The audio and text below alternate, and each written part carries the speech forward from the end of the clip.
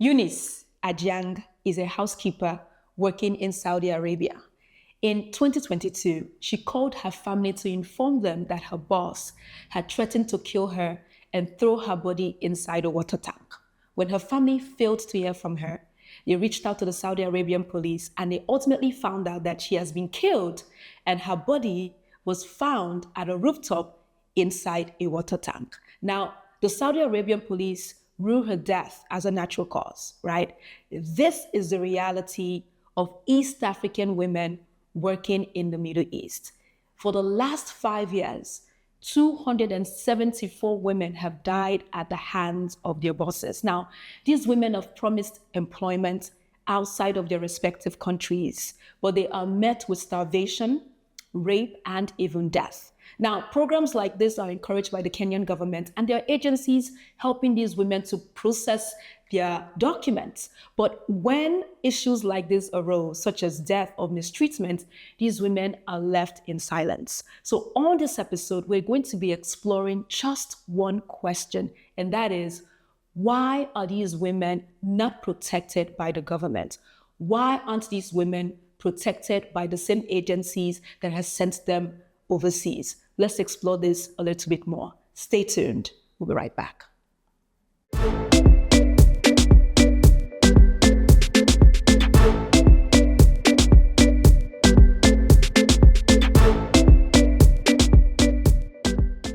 Hello, everybody, and welcome back. My name is Imoisinya, and I'm a visual storyteller who happens to be visually impaired, and I love to cover African stories. Now, if you're stopping by for the first time, welcome.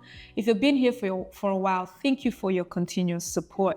This episode is actually, I would like to say sponsored, but nothing has been sponsored yet, though. But we literally got inspired by an article from the New York Times, which is on your screen right now. I thought it was quite an intriguing story, and that's why I've decided to create a video out of it.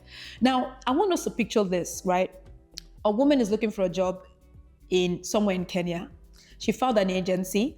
They've helped her with this job application, ultimately finding a family where she can work for outside of Kenya in the Middle East or in Saudi Arabia, just to let's be precise, right? So now, not only one woman, no, there's a bunch of women who are looking to do this or tap into this new opportunity that is being encouraged by the Kenyan government. So these women are very excited. They get to the airport with their matching T-shirts. They're taking selfies. They discussing what they're going to do with their hard-earned cash, right? And this is what makes people decide to want to take on this venture. Women are taking on this opportunity because they're trying to build their family out of poverty, send their children to a really good school, take care of their aging parents, right? And bam, they get on the plane, they land in Saudi Arabia. And the next thing you know is their world goes black. Their phones are confiscated, their luggages or belongings are taken away from them, including their passports. And now these women are in a country, they don't speak the language, and they had to fend for themselves, right? They're supposed to be making $250 a month. In some cases, they don't get that money. The employers will tell them, I bought you already, so you're working for free. The craziest stories that I saw in this article was a woman who jumped a 3-story building because she's trying to escape from her employer, and she broke her back. Another woman was raped and sent back to Kenya with pregnancy, right? And the last woman left her husband and 2 children, and she died in Saudi Arabia. Till this day, the family they have not received any compensation. They haven't seen the body of their relative. So this is the reality of what East African women are going through. Not only Kenyan women, no, there's Ugandan women, there's Ethiopian women as well. So that's why I feel as though we must talk about this, because it's not being talked about in the mainstream media. So why aren't these women protected? Why are they left to fend for themselves when it's obvious that women are stranded and they're struggling, right? I want to put up this picture. This is a very important politician in Kenya. He's actually the vice chairman of the Labour Committee in Kenyan National Assembly. So all you need to know, Sha, he's a very powerful person. He can negotiate between the Saudi Arabian government, speaking in ways that would help protect the Kenyan women, or creating negotiation for higher wages. He has the power to do all that. But guess what though? He's not doing that. Investigation with regards to the stories that I shared with you earlier, they have not been done. It was the New York Times that hired their own people to investigate the story, right? And so when I was reading that article, I was curious to know, why aren't investigations being done? Why are there silence, or why are these women left with silence, or met with silence rather? And I found out that not only that Mr. Fabian and a bunch of other politicians, not only are they quiet though, they also have their own staffing agencies as well. So they have agencies that not only encourage women to participate in this program, right? They also sponsor these women abroad, right? In fact, I want to put up another photograph for you. This image right here, this woman's name is Miss Dorcas. I'll call her Miss Dorcas. Miss Dorcas was sponsored by Mr. Fabian's agency. Again, remember, Mr. Fabian is the vice chairman of the National Assembly in Kenya, right? So he also has his own staffing agency. So his staffing agencies sponsor this woman right here. And when Miss Dorcas got to Saudi Arabia, she was being met, or she was facing difficulties there, right? Being mistreated, starving and all that. When she reached out to Mr. Fabian's agency, you know what they told her? They told her to swim her way back to the country.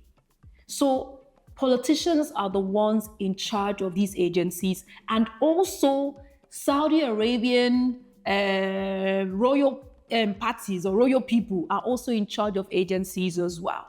So because the powerhouses are the ones in charge of these agencies, they are not looking to do whatever it takes to protect these women. So the craziest thing ever, the one that shocked me to my core, is this.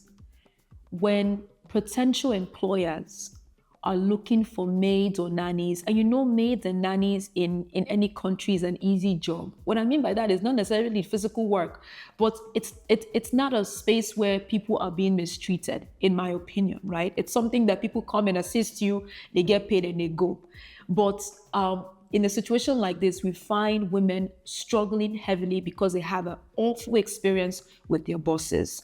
But the one thing that shocked my core is this. There are websites available where maids are listed on these websites, and potential employers can go to these websites and add a maid to a shopping cart, right? It is as if they are buying tomato or buying something from Amazon. So a woman has been reduced to practically a product. That is exactly what's going on. Yeah. Serious matter. Now, this may sound familiar to you as it did to me. It reminded me of the transatlantic slave trade, right? Where at this point, it is a legal way to do it, right? Governments are in charge of this, agencies are in charge of this. When you think about it back then, Africans sold other Africans, white people bought these Africans and used the bodies of these Africans to enrich their nations and also their families.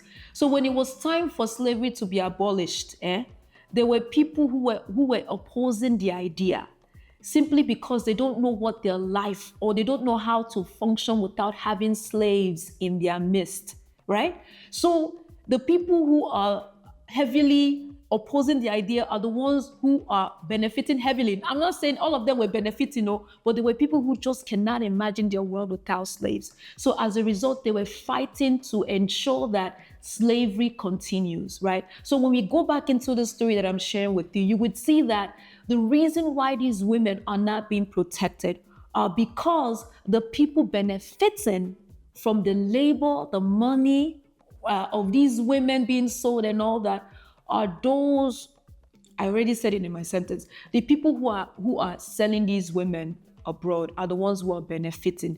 They are also the ones who have the power to protect these women, and they are choosing not to do so because the minute they start to do that, chances are the Saudi Arabian government could decide that they no longer want the labor of an African person. So that can shut down the whole system, right? Kenya has a high unemployment rate. Uganda has a high unemployment rate. Ethiopia has a high unemployment rate. And all of these different countries are looking for ways to help their citizens. And now they've established this program as a way to increase the stability of their middle class, right? A woman can travel outside of the country, earn some money, take care of her aging parents, take care of her kids, take care of her entire family, take care of her community, right? But no negotiations are made when it comes to women earning higher. They're only getting paid $250 a month. And in some cases, these women don't even get that funds, because you would hear statements like, and according to the New York Times, I bought you already, so why should I pay for you? Isn't that sickening? It's a heartbreaking story. It's one that's not being talked about, but it's a one that needs a global attention. I think every story like this needs a global attention. Women are the backbone of societies. Women should not be reduced to just products. Women are greater than that. But when we come from a society where women are not protected, and men, but I'm speaking about women, and so we have situations like this. The Kenyan government is benefiting heavily from these programs, right? President Ruto, which is the president of Kenya, said he wants to send 500,000 of its citizens to Saudi Arabia or to Middle East to support the royal families there. As of right now, there is 500,000 workers from East Africa working in the Middle East. And when we have this type of programs, there should be agreements in place that protect the people. Because when people are not protected, then we are losing valuable lives. You're losing, not only are we're losing sisters, we're losing mothers, we're losing daughters. People are dying, Dreams are promised to these people, but nightmare is what they end up living, right? Every day, according to that New York Times article, or an article that I read, I should say, every single day, a person from the rural parts of Kenya is going to the capital to the capital, which is Nairobi, to collect a coffin of a family member. So that's the reality of what's happening to these women. It is 274 women right now. I know the number is way higher than that, because in Uganda, we don't even have the data of women that have died. Their government refused to provide that, but there are more people being sent to the Middle East. I believe that we should discuss this some more, because the lives of these women are important, not only to their family, but to our societies and to the world. But as always, I'm curious to hear your thoughts on the subject matter. Do you have a personal story? If you don't, why do you think, in your opinion, these women are being neglected by the very same people that are supposed to be protecting them? Let's talk about this some more. Comments below, and I will share the article below this video, so that way you can read in entirety for yourself, right? Thank you for watching, and we'll see you again next time.